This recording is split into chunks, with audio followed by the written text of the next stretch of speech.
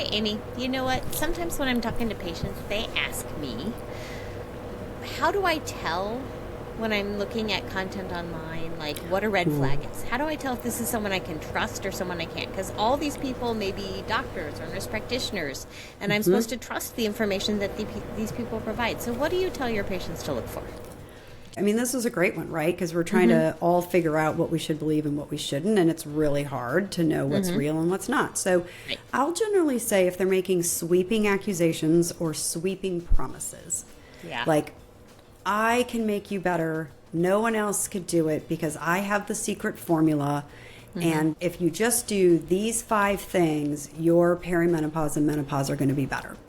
So making these big sweeping like promises, but also sometimes when they say things like, none of your other doctors know this, none of your other doctors are listening to you. So kind of making these big sweeping statements and promises, I think, are one of the things that I look for. And then the other big one that I always look for is, do you have to pay for this secret information that only they know?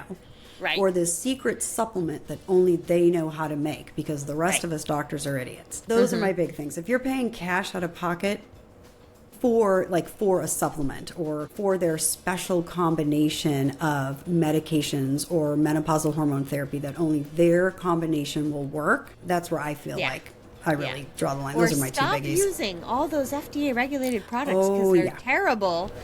You have to use my special compound that can go in your vagina, or that type of stuff.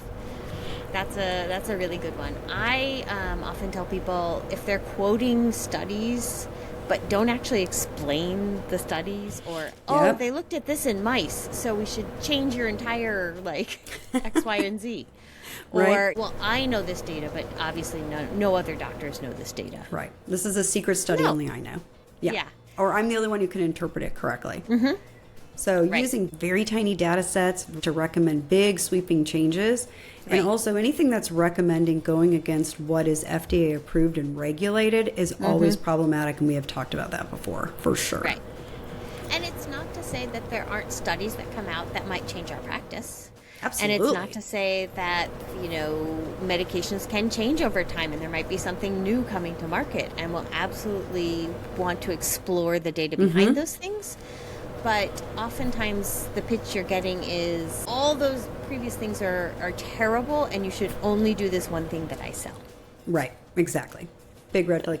I liken my perimenopausal and menopausal playbook to being like a living document. It's like a Google Doc. You can put it in there, but then you can go in and change it on the fly because we learned something new. It's not written in stone. These are not the 10 commandments of menopause. No. This is, we need to be open and flexible to what the evidence shows us, but also, as you and I have said so many times, you have to follow the evidence and make sure that you're practicing something that is safe for women. So I think those are some key things for people to look at when they are listening to social media content. Yeah. We have a lot more to say about that, I think. I think we do, but we'd have to do a whole episode. Oh, I love that. Yes. Okay.